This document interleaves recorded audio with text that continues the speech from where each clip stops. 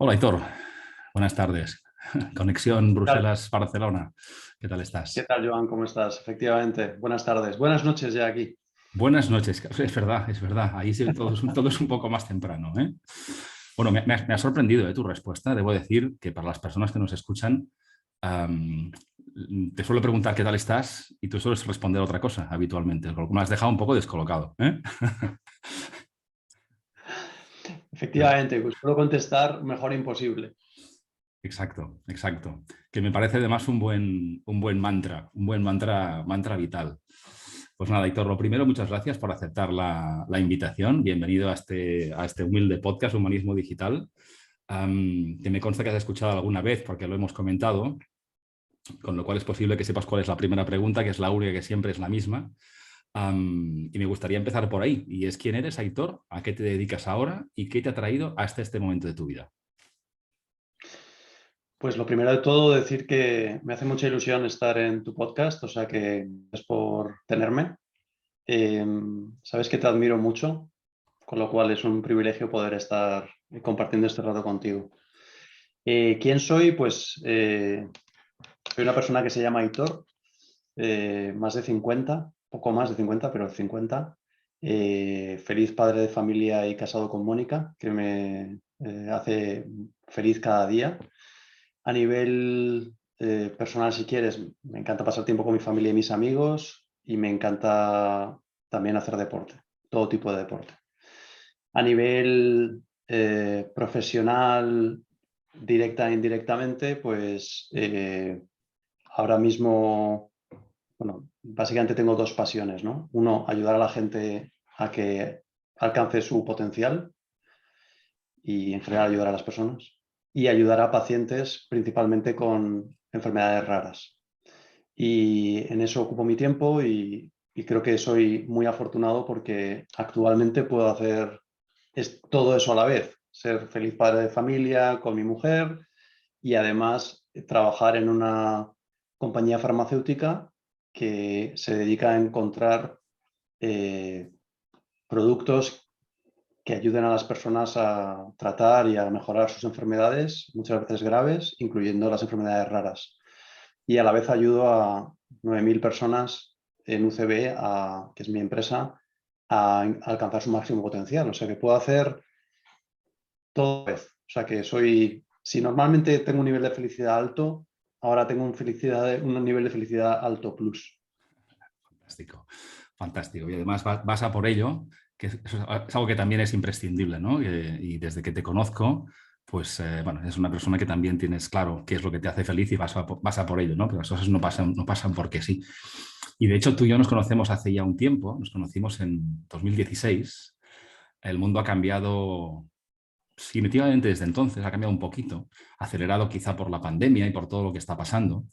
Y yo como profesional del talento que eres, con mucha experiencia, me gustaría preguntarte cómo ves ese mundo del talento ahora en 2022 y también si después de estos años, no solamente desde que tú y yo nos conocemos, sino especialmente en estos últimos 2, 3 años, ¿qué crees que conviene hacer más y qué conviene hacer menos ahora en relación a la gestión del talento? Pues es una pregunta que ya era compleja antes, la respuesta por lo menos, y ahora lo es más todavía. Yo diría que la mayor parte de las organizaciones de personas, sean empresas, organizaciones sin ánimo de lucro o comunidades de vecinos, cada vez tienen que entender mejor cómo evolucionar hacia una mejor versión de sí mismos y en cambio hay una cantidad enorme de ruido en el sistema, ¿no? Nosotros en UCB hablamos de señal versus ruido y captar lo que realmente es importante, cuanto más ruido hay, es más difícil, ¿no? Lo que está sucediendo es que los problemas son más difíciles de detectar los problemas y las oportunidades, ¿no? Son más difíciles de entender realmente dónde están con respecto a todo el ruido que se produce y esta situación de pandemia pues ha hecho que sea un poquito más difícil. Es decir, si como dice Jeff Bezos, el mundo va a conspirar para hacerte más típico y a tener menos creatividad y a actuar más sin pensarlo muy bien y a actuar más por impulsos pues este mundo pandémico es 10 veces eso. Es decir, hay 1000 razones para no hacer las cosas y como no tengamos cuidado va a llegar un momento que el gris nos va a parecer nuestro color favorito, ¿no? Y entonces, digamos que no solamente es difícil saber lo que hay que hacer, sino que encontrar exactamente cómo hacerlo y tener el nivel de energía suficiente para hacerlo con determinación, sin distracciones, es cada vez más complejo. El mundo es complejo, como dices, es cada vez más complejo. Y seguramente ser consciente de ello ya es una ventaja, ¿no? Porque a veces hablamos con personas que en esta vorágine de lo que pasa alrededor, a veces el tomar distancia y tratar de entender qué está pasando para ver qué papel tomamos en ello no es sencillo, ¿no? Mira, Aitor, tú eres una persona, eres un directivo con experiencia internacional. Ahora mismo estás basado con tu familia en Bruselas, donde ya viviste en el pasado, has vivido en Estados Unidos. Llevas muchos años trabajando en entorno multinacional, seguramente pues, hablando con personas de todas las edades, de muchos tipos de formación. Y me gustaría preguntarte si ves grandes diferencias entre lo que nos mueve a las personas a nivel profesional, te diría, por centrar un poco el foco. Es decir, cuando tú hablamos de gestionar talento y lo haces en países diferentes o hablas con un alemán, un ruso, un sudafricano, ¿ves grandes diferencias desde tu perspectiva? Eh, pues la verdad es que la respuesta es un rotundo sí y un rotundo no. Es decir, las personas dentro del mismo contexto, empresa, país, sector, tamaño de empresa, multinacional, local, puede ser muy diferente una persona de la de al lado y a la vez muy parecidos, ¿no? Es decir, el contexto influye mucho. Yo un poco por anécdota te digo, sé que me has preguntado por la parte profesional, pero la manera en la que los seres humanos hacemos deporte, yo creo que especialmente en los deportes individuales, hace ver bastante cómo es la sociedad en general, ¿no? Y siempre cuento un poco con humor, ¿no? Porque no todo el mundo es así, pero determinadas personas de un país, no voy a decir cuál, lo que están interesados es en ganar jugando al tenis, ¿no? Y lo ves mientras estás jugando con ellos. Otro tipo de nacionalidad lo que quieren es no perder, que es muy diferente a ganar. Otros lo que quieren es hacer que el otro pierda, que es también muy distinto. Y otros lo que quieren es divertirse y hacer que el de enfrente aprenda lo suficiente para que cada vez sea más divertido el juego, ¿no? Entonces, permíteme la simplificación, pues que evidentemente cada persona es distinta, pero dentro de un contexto más o menos actuamos de manera parecida y evidentemente un sector de alto margen, las personas, alto margen comercial o de beneficios, las personas tienden a comportarse de una determinada manera, en los sitios donde estás más apretado de otra, y en un país donde hay más abundancia, pues se comporta de una manera y en otros de otra. Por ejemplo, en Estados Unidos muchas personas no tienen prácticamente vacaciones. Eh, y no significa que sean adictos al trabajo, sino que es que no tienen vacaciones. Entonces, es verdad que cuando tienen vacaciones las disfrutan mucho. Aquí en Bruselas es muy típico tener 38 días al año de vacaciones. Eh, el contexto de acceso a una formación de alto nivel también se nota en el tipo de personas a las que puedes captar para que vengan a tu empresa, ¿no? Los idiomas, pues no es lo mismo hablar en el centro de Europa, Bélgica bastante, pero sobre todo en Holanda, donde prácticamente todo el mundo habla perfecto inglés. Es decir, hay mucho contexto distinto, pero al final del día las empresas están hechas por seres humanos, ¿no? Y los seres humanos tienen su propio contexto, su propia historia, sus propios miedos, ambiciones, esperanzas, históricos, incentivos, son muy distintos. Entonces, por eso te digo que quizás lo más relevante es el contexto, o sea, microcontexto de persona, semi-gran contexto, que es el entorno en el que se mueven las empresas y más grande el país, lógicamente. Pero son seres humanos, ¿no? Y bueno, pues tienes que intentar entender a la persona que tienes enfrente sabiendo que tiene un contexto y eso le hace ver la vida de una manera, pero que son seres humanos igual. Me gusta mucho que digas esto y sabes que coincidimos además, porque muchas personas también en ese contexto profesional, personal, corren como un rol diferente y somos la misma persona, ¿no? Y como dices, muchas veces ni llegamos a acceder a lo que esa persona está pasando, ¿no? Porque no lo comparte en el trabajo, pues porque no se genera quizá el contexto de confianza para compartirlo, ¿no? Y al final, pues somos personas, ¿no? Los que sacamos adelante los temas, ¿no? Y Déjame, después, si quieres, sí, yo recuerdo una de las expresiones más penosas que he escuchado en mi vida profesional, en un entorno profesional, es una persona que dijo, y era un comité de recursos humanos, o sea, quiero decir que era un contexto profesional muy específico. O sea, no era una conversación informal, sino en un contexto formal dijo, yo sé lo que quiere la gente más de lo que ellos mismos saben o piensan, ¿no? Entonces, claro, eso es tan perfectamente contradictorio con mi visión de la vida. Ahora mismo estamos haciendo cambios en mi equipo y yo estoy teniendo conversaciones con algunas personas y la conversación empieza de la siguiente manera. Es, antes de yo pensar y dar por sentado lo que tú quieres hacer, me encantaría que me dijeras qué es lo que tú quieres hacer. Con tus palabras, tu manera de explicarlo. Yo puedo ayudarte con opciones, alternativas, quieres A, quieres B, preferirías C, pero eres tú quien tiene que decírmelo. Y si no somos capaces de generar el ambiente, al menos deberíamos por lo menos preguntarlo. Y desde luego nunca asumir que conocemos al otro más de lo que el otro se conoce a sí mismo, ¿no? Porque eso es simplemente absurdo y aparte de no cierto.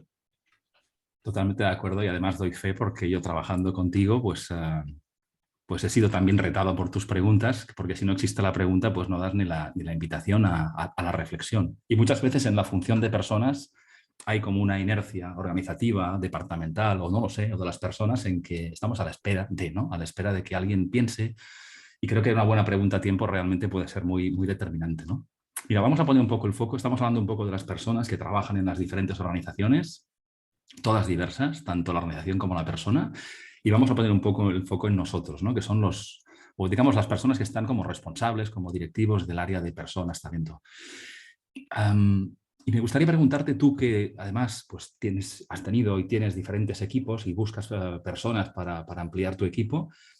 ¿Qué perfil buscas en una persona, no tú en particular, o el que tú buscas, o piensas que un profesional de talento debería buscar en alguien para su equipo? Es decir, ¿qué perfil tiene un responsable, una persona que quiera trabajar en talento hoy? ¿Cuál es el retrato robot de esa persona, desde tu punto de vista? Pues digamos que lo más importante es que le gusten las personas.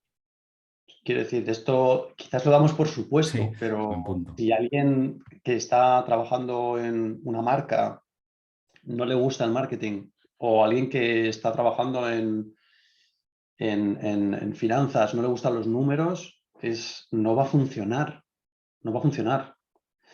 O sea que primero tener un interés auténtico en las personas, ¿no? En hacer y encontrar la manera de que puedan progresar y hacerlo mejor y ser más lo que ellos quieran ser, ¿no? Luego yo te diría también que son personas que tienen, otra vez que va a salir bastante la palabra contexto, ¿no? Personas que sepan entender lo que está sucediendo. Lo que está sucediendo en el departamento, pero en la empresa y en el mundo. Esta ficción en la que vivimos, donde está el mundo por un lado y la empresa por otro, es que esto no va a funcionar. No va a funcionar porque las personas conviven en esas dos realidades.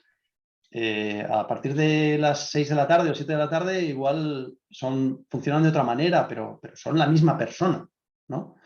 Entonces, entender ese contexto, entender dónde está, en este caso, la empresa, entender las oportunidades. Creo que nos fijamos demasiado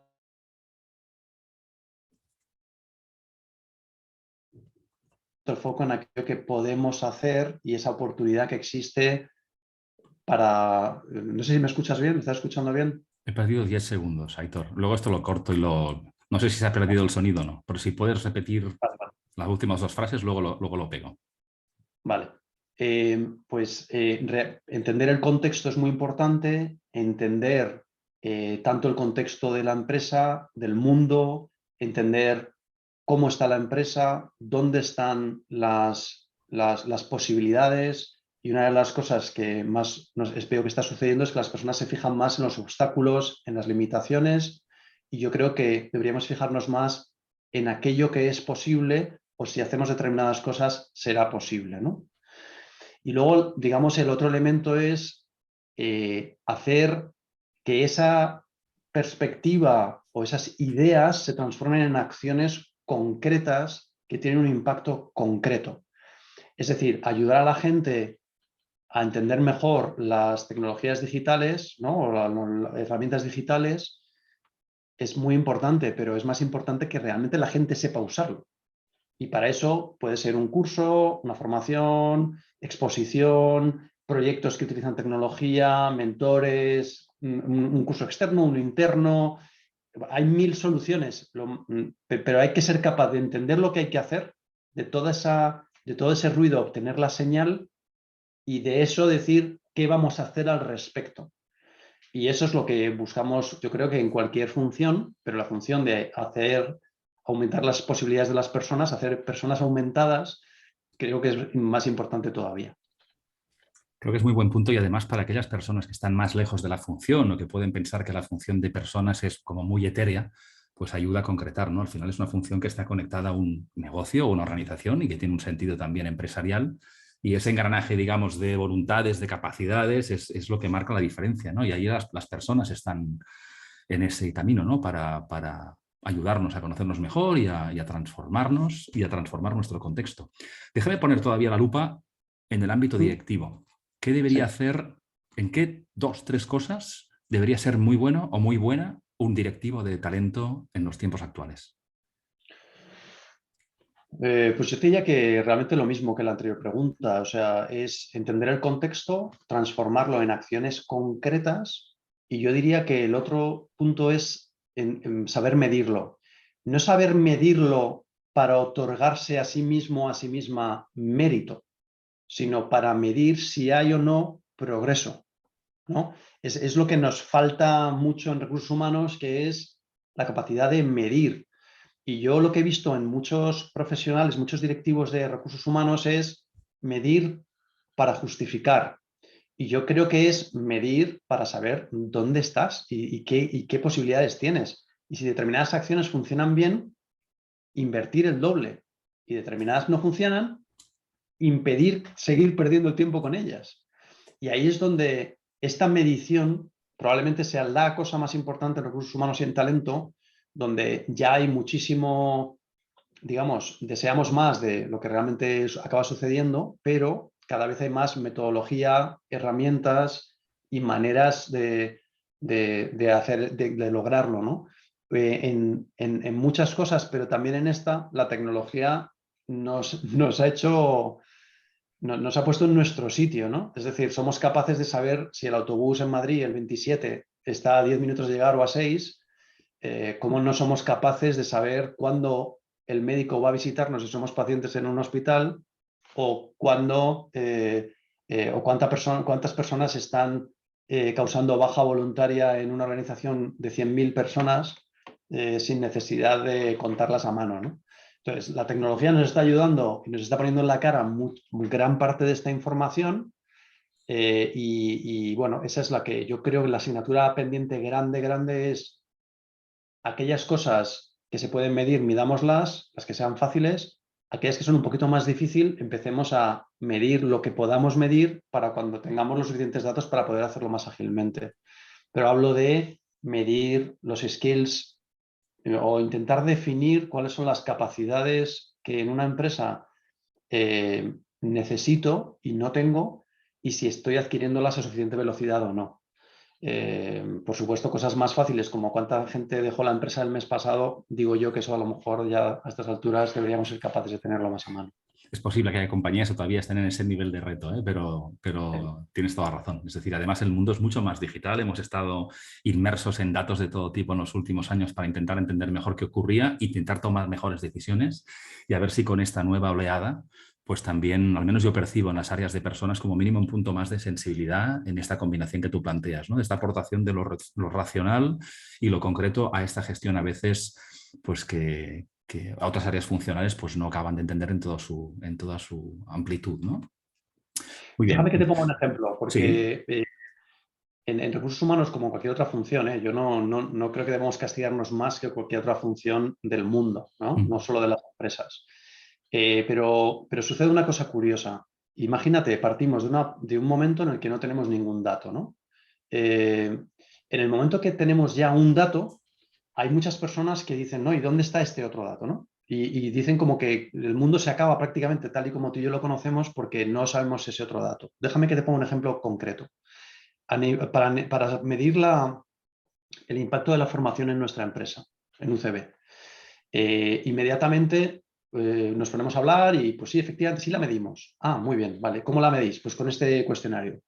Ah, bueno, pues mira, lo que vamos a hacer es empezar a medir con un Net Promoter Score, que es medir si lo recomiendas o no lo recomiendas, es una medida estándar, etcétera. Entonces decimos, vamos a hacer esto. Nos ponemos de acuerdo y enseguida nos entra la flojera y, pero realmente ¿para qué medimos esto? Lo que deberíamos medir es el impacto. Y vale, muy bien. ¿Cómo vamos a medir el impacto cuando no sabemos ni si la gente lo recomendaría a otra persona? Es decir, primero vamos a empezar por lo básico y luego vamos a ir sofisticándolo, pero vamos a tener lo básico. Y eso es lo que digo yo, cuando lo que me preguntabas antes, hay muchas distracciones, hay mucho ruido en el sistema. Enseguida las iniciativas las ponemos en marcha y no hacemos ni caso ni a los resultados ni a la ejecución de la misma. Sin embargo, sentimos que queremos el siguiente nivel al que ni siquiera somos capaces de acceder. Y muy típicamente tendremos personas que dirán, no, quiero saber si la acción de liderazgo ha logrado que las personas sean más inclusivas. Bueno, vamos a llamar eso categoría muy difícil. Vamos a empezar por la categoría de cuánta gente ha atendido a qué cursos y si lo recomendarían a otros. Y cuando seamos capaces de responder a esa pregunta, vamos a ir a la siguiente y de la siguiente a la siguiente. Pero no tenemos nada y un minuto después queremos tenerlo absolutamente todo. Eso creo que tampoco funciona. Es muy buen punto, además, si recuerdo alguna conversación con alguna empresa de alguien súper ambicioso en el ámbito, como tú planteas, de People Analytics, pero no sabe responder cuántas personas hay en su organización. Con lo cual, evidentemente, hay mucha necesidad y avidez de métricas, pero como tú apuntas, empecemos por lo básico y saquemos partido de lo que tenemos, ¿no? Con una visión ambiciosa, pero con un sentido pragmático y de avance. Mira, me hablas de métricas de aprendizaje que conecta perfectamente con lo que quería preguntarte ahora, y que es que hablamos un poquito de esto, ¿no? El aprendizaje sé que es un tema que te interesa, del que hablas y compartes mucho también. Entre muchas cosas entre las que te admiro, siempre estás un paso por delante y eres una persona muy ávida en conocimientos y conectado a fuentes de información de valor. Y me gustaría preguntarte qué papel crees que juega ahora el aprendizaje, que parece ya hace unos años que está como más protagonista que en otros tiempos. Lo ha sido siempre porque gracias a él hemos llegado hasta aquí como seres humanos, pero en el ámbito corporativo, ¿qué papel crees que juega ahora el aprendizaje en una organización? Tú lo has dicho, siempre ha sido importantísimo. Y ha sido importantísimo para la persona y para la empresa, ¿no? Es decir, para la persona para ir creciendo y sentir que crece, las dos cosas, y para la organización, obviamente, porque las cosas evolucionan y necesitas una versión mejorada de todo, del sistema, de la gestión energética de la oficina, de lo que las personas aportan, ¿vale? De todo. En realidad es una mejora continua. El ser humano, por su insatisfacción permanente, porque hemos sido diseñados así, mejora porque siempre quiere algo mejor y algo distinto, etc. Entonces, por esas dos razones, siempre ha sido importante. Voy a decir una obviedad, que es cada vez esa velocidad se ve más acelerada. Hoy tienes un reto de negocio, mañana tienes 3 y dentro de 3 días tienes 6. Y no has resuelto primero uno con un producto que has sacado al mercado y ya tienes 7 cosas más en las que deberías estar trabajando y tienes que trabajar y enfocarte. Entonces, una versión mejorada de la fuerza de trabajo de las personas que compran una compañía es una prioridad absoluta para la empresa. Eres cero competitivo si las personas de tu organización no están constantemente queriendo hacer mejor su trabajo actual y hacer otros trabajos que hoy no están haciendo. Y si no tienen esa curiosidad, y no solo la curiosidad, sino la capacidad de desarrollar una mejor versión de sí mismos continua. Y luego como personas, primero, para tener un futuro laboral y segundo, pues cuando vamos cumpliendo años, cada vez nos interesa más tener un impacto y sentir que las cosas que hacemos sirvan para algo. Eso es natural también. Entonces, aquellas personas que hoy o no lo ven o no lo sienten, sin duda lo sentirán y querrán tener un impacto, estar más conectados con lo que realmente quieren hacer y que las cosas que hacen en el día a día sirvan para algo. Ese algo es muy distinto para cada persona, pero desde luego si no aprendes una mejor manera de hacer las cosas que haces hoy y maneras nuevas y maneras de hacer cosas nuevas, ni como persona, ni como profesional, ni como empresa hay futuro. Yo creo además que las personas que te estén escuchando y vean un poco qué está pasando a su alrededor verán muchísima distancia respecto a la realidad de muchos casos, ¿no? En que es de, bueno, vamos a ver si mi compañía pues me deja hacer algún curso y si yo puedo, si tengo tiempo, ¿no? Que en muchos casos es la visión más baja de nivel, ¿no? Y realmente pues coincido mucho contigo, es una cuestión de tiempo, ¿no? Y si realmente estás en una organización que apuesta por las personas y invierte en ayudarte a crecer, hay que saber verlo también, ¿no? Porque no es lo más habitual. Debería ser imprescindible, yo también lo veo una clave de futuro y de supervivencia, pero no es lo habitual. Así que déjame que Pero, diré...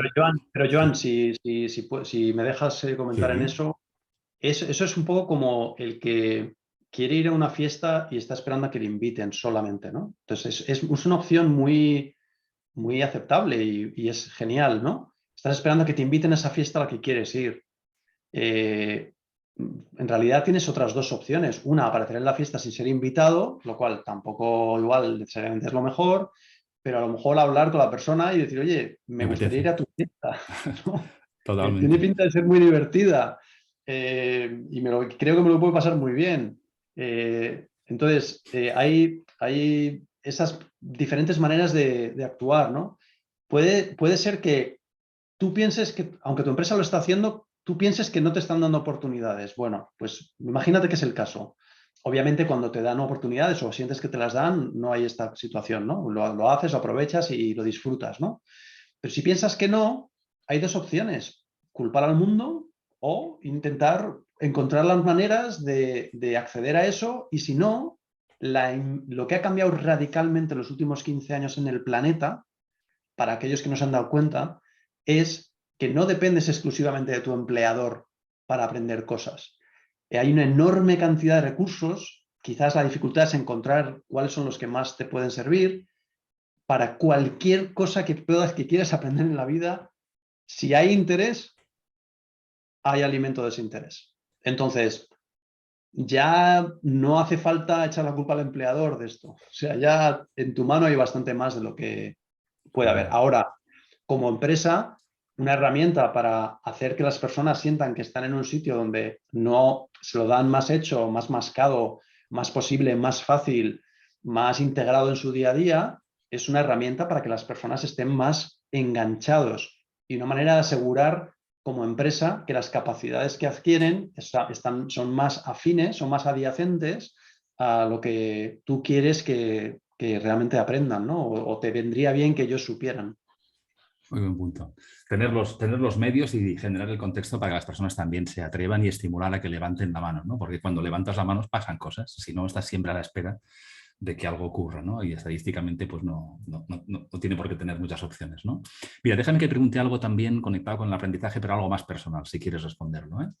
Y en los últimos años hemos vivido tiempos pues bastante convulsos desde el punto de vista global. Tú también has tenido cambios profesionales, te has movido. Y me gustaría preguntarte algún aprendizaje relevante que hayas tenido tú en los últimos años, del tipo que quieras.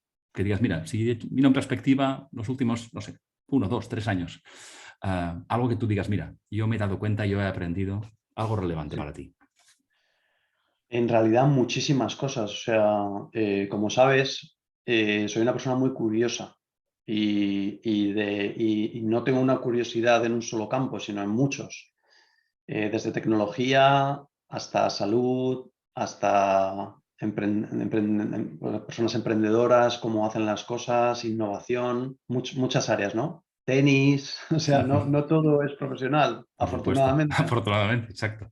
Claro, de muchas cosas, pero si yo echo la vista atrás en los últimos, voy a decir, 5 o 6 años, probablemente también relacionado con la edad, probablemente, pero quizás el mayor aprendizaje ha sido conocer y aceptarme más como ser humano. Dice Harari, que sabes que le admiro, que la mejor solución para que digamos que no seamos manipulados como humanidad es llegar a conocernos mejor a nosotros mismos, mejor de los que nos conocería una máquina o esa persona que te he comentado antes que sabe más de nosotros que nosotros, aparentemente, ¿no?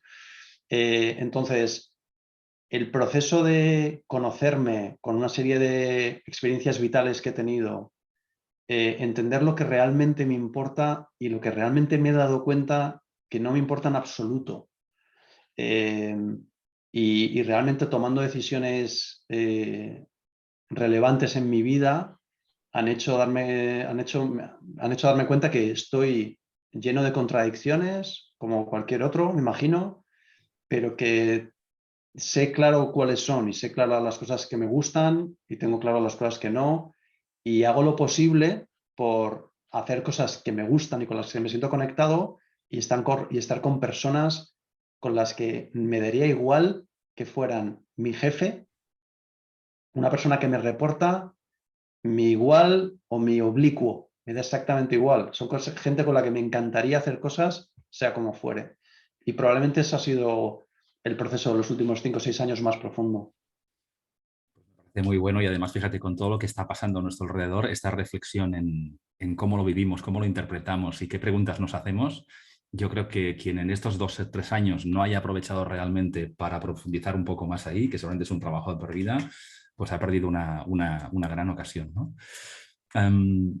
Mira, últimamente supongo que te pasarán cosas parecidas si no me dices, pero cuando hablamos de proyectos, de retos, de muchísimas cosas aparece el factor tiempo. No tenemos tiempo, no tenemos tiempo, no tenemos tiempo, ¿no? Que es una excusa presentable muchas veces, pues de que el tiempo es finito, obviamente, ¿no? Y seguramente además del tiempo juega en esto la energía que tenemos, ¿no? A determinada hora del día o en esta etapa de nuestra vida, ¿no? Y me gustaría preguntarte, aunque lo conozco por la parte que te conozco un poco, me gustaría preguntarte qué te suma y qué te resta energía a ti. Pues me suma mucho la energía de las cosas que realmente me importan y aquellas que... Yo siempre digo la expresión esta que me has oído muchas veces, que yo soy un doer, no soy un talker. O sea, soy una persona que le gusta hacer. No me gusta hablar de ello, me gusta hacerlo. En cuanto estoy en una reunión de kick-off en el que se discuten los work streams y hay un change management, mira, es que me dan ganas de ponerme a llorar, a llorar. Cuando se habla de cosas en una configuración puramente teórica, en terrenos comunes, donde se habla de obviedades y todo el mundo está muy contento, moviendo la cabeza y pensando en otra cosa, en esos entornos siento que mi vida se va por el desagüe. En entornos donde las personas se dicen las cosas desde el cariño pero hay conversaciones robustas y honestas, a veces no fáciles, y sientes que lo que estás haciendo sirve para algo y contribuye a algo concreto, y siendo concreto es una persona en el mundo que siente que está progresando, lo que yo llamo esos pequeños momentos mágicos, ¿no? Donde una persona le dan información de cómo ha ido la entrevista, si es un candidato, o es esa promoción que está bien hecha por seleccionar a la persona correcta, o ese momento mágico donde una persona siente que está aprendiendo algo, o ese momento mágico donde una persona llena de dudas acerca de si es suficientemente buen manager, siente que lo está siendo. Esos momentos son maravillosos. Y muchas personas me dicen, no, es que a ti te gusta desarrollar a la gente. Y digo, no, no, no, no. A mí lo que me gusta es quitarles obstáculos porque la gente ya es maravillosa por dentro. Entonces, cómo puedo hacer para que esta persona confíe más en sí misma, para que sienta que ve las cosas posibles, que siente que realmente tiene capacidad para transformar el mundo a la escala que sea, o es más feliz. Ahí es donde, como consecuencia, se desarrolla, pero mi trabajo no es desarrollar, es quitarle todas esas barreras que nos autoimponemos y que impide que seamos la gente increíble que somos dentro, ¿no? Todo lo que no es eso y es bla bla y perder el tiempo, mal. Y luego ya ni te hablo de las personas, especialmente managers o personas con responsabilidad, que son tóxicas. eso sí que ya es, eso sí que ya no es que sienta que mi vida se va por el desagüe, es que ya no puedo con ello y quizás me pongo bastante vehemente, por no decir que les mandaría a donde yo te diga. Ahorramos un tupido velo.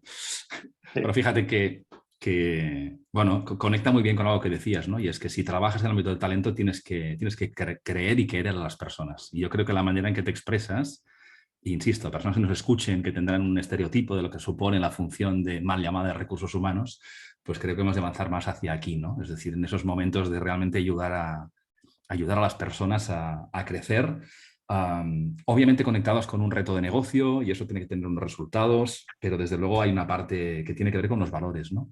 Y fíjate, ya que te digo ahí, esto, perdona, un segundito, Joan. Es que creo, tú lo has dicho, recursos humanos, da igual el nombre. A mí me da igual sí, si está sí. bien o no. O sea, si se dice con buena voluntad, yo creo que cualquier palabra es correcta, ¿no? Y Mm. al revés, ¿no?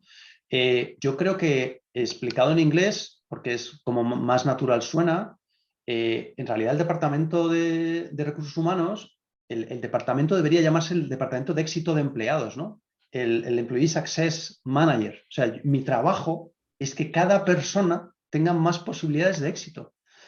Y como es una empresa, y la empresa tiene ánimo de lucro, pues que gane dinero, que hagamos más cosas, que invirtamos, que crezcamos, que si es una comunidad de vecinos, pues ayudar a que todos consigamos mejor lo que queremos tener, ¿no? O sea que totalmente de acuerdo, es verdad que lo del nombre a mí me preocupa menos, pero estamos aquí en recursos humanos para ayudar a que cada persona tenga éxito en la empresa. Ese es nuestro trabajo. Es muy bueno. Y además la suma de esos éxitos es lo que lleva a la suma del éxito de la compañía, sin duda. No quiero decirlo de abajo arriba, de arriba abajo. Es decir, la suma, me encanta eso. No lo había escuchado además. Es decir, ya más allá de la satisfacción del empleado, es ayudarle a ser Sí, exitoso. sí, que Me tengan encanta, éxito. me encanta. Mira, déjame que comparta una pequeña anécdota.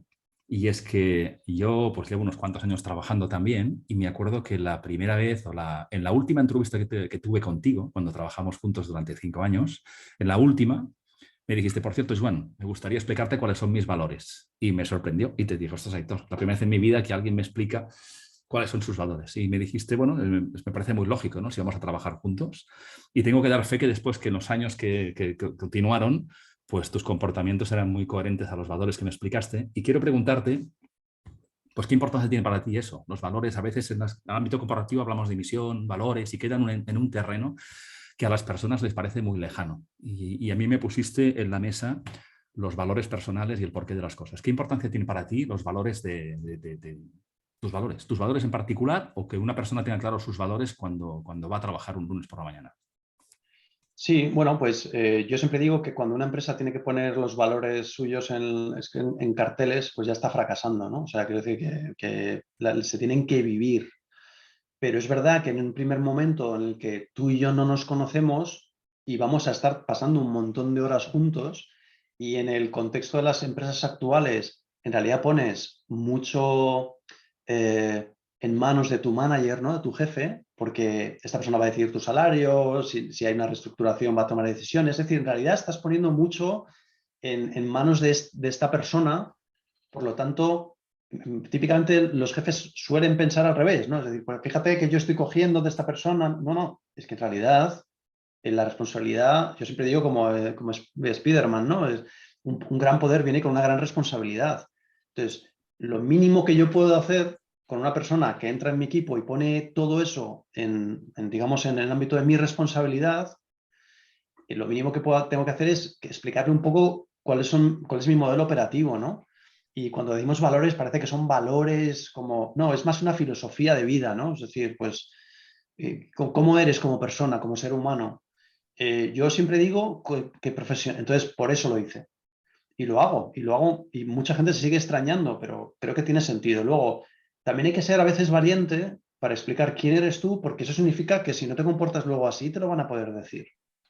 Y luego, además, si va en contra, digamos, de los valores del colectivo, pues entonces, claro, no encajará tampoco, ¿no? Entonces, entre que soy un poco inconsciente y un poco de Bilbao y un poco tal, pues digo, mira, si lo declaro, así no hay ningún problema, y si hay alguna interferencia con esto, pues no, si tú quieres empezar conmigo y estas cosas no te encajan, pues oye, pues está bien que lo sepas antes, ¿no? Es tu decisión decir, oye, mira, es que me viene mal cambiar, etc. Y es más una filosofía, es más una manera de entender la vida y una manera de afrontar las cosas. Y siempre digo que un profesional, o sea, de mi jefe lo que quiero es entender cuáles son sus valores. Y son valores con los que estoy conectado, que no significa que sean buenos o malos, sino porque habrá gente, pero lo que yo llamo valores que me encajan, sé que cuando vaya una discusión acerca de un tema, va a intentar lograr lo mejor para el colectivo. Y prefiero a esa persona a alguien que es quizás inteligente, muy inteligente, o no tanto, pero se piensa muy inteligente, pero que no va a tener esos valores. Prefiero la persona que va a actuar con valores que conectan con los míos, porque todo encaja mucho más y las pequeñas cosas que pasan en el día a día no, carecen de importancia cuando el cómputo final es conectado con mi manera de ser y mis valores. Yo creo que es, bueno, estoy muy de acuerdo contigo y además conectarnos por aquello que más nos importa es una buena manera de hacer camino juntos, ¿no? Y a veces eso parece, como tú dices, que no deba estar presente y no digo que estén las tarjetas de visita, si es que siguen existiendo algún día, pero desde luego que afloren pronto y conectarnos o no, por ello creo que es vital. Mira, Héctor, te haría muchas más preguntas, pero por cuestión de tiempo solo te puedo hacer una más en Sí. esta conversación, porque tendremos más, y tiene que ver con algo que decías al principio. Y me gustaría preguntarte que me hablaras de qué es la Fundación 29, en qué punto está, es decir, en qué consiste, es el para qué y dónde está hoy, e incluso las personas que hoy la descubren, cómo pueden ayudar. Pues mira, la Fundación 29 de febrero, precisamente este mes es el mes de las enfermedades raras. El 29 de febrero es un día raro porque cada 4 años hay uno, no es todos los años. Y el último día del mes de febrero es el día de las enfermedades raras, ¿no? Entonces, 29 de febrero es una fundación que ponemos en marcha, sin ánimo de lucro, lógicamente, para ayudar a la digitalización de los datos médicos de las personas, que en función del tipo de proyectos en los que estamos, unos se refieren más a lograr un diagnóstico, otros se refieren más en tener y se llama DX29, otros es más un receptáculo, sí, un receptáculo de información médica organizada y usable, porque no sirve de nada tener datos que no se pueden utilizar, que se llama Health29, y ahora estamos en un proyecto concreto que es lograr que los datos de los pacientes organizados los tengan los pacientes. Y si conoces blockchain, pues es información distribuida. Esto es información distribuida médica. Es decir, cada paciente, cada persona tiene sus datos y decide o decidirá cuándo los pone a disposición de un ensayo clínico, cuándo los quita de disposición o lo que quiere hacer con ellos, ¿no? Intentando, como objetivo no es proteger, sino al contrario, hacer que sea muy fácil compartirlos para que los estudios de cualquier enfermedad, típicamente enfermedades raras, sean más posible en su diagnóstico, en su tratamiento y en su estudio. Y eso es lo que estamos haciendo. En realidad, solemos trabajar con diferentes entidades. Lo que nos encantaría, el mensaje que utilizando esta plataforma podría hacer es, por favor, digitaliza tus datos digitales y ponlos a disposición de la sociedad, porque juntos, o sea, un dato no usado es un dato muerto. Entonces, no queremos datos muertos. Y luego, otro llamamiento es, enfermedades raras son raras, pero afectan a 400 millones de personas. Lo que pasa es que hay muchas. Y si tienes una persona o alguien cerca que tiene una enfermedad rara, visítanos en Fundación 29 de febrero. Fantástico, es una muestra más de una vida con propósito personal y profesional. Las personas que te descubran hoy, Aitor, y quieren saber más de ti y de tus proyectos, ¿dónde les podemos enviar? ¿A qué perfil? ¿Una web? ¿Alguna referencia? Bueno, no, simplemente yo suelo publicar bastante en LinkedIn, y suelo sobre todo estar muy atento a cosas que me interesan y luego como una manera de aprender y también de compartir. Yo sabes que le digo a mis hijos, cada día del año de nuestra vida les digo que cuanto más generosos sean, más felices serán. Entonces yo soy muy feliz porque comparto esta información en LinkedIn. No he considerado la opción de hacer otra cosa, pero ahí sí que podrán encontrar bastante de las cosas que me interesan. No todas, pero bastantes. Fantástico.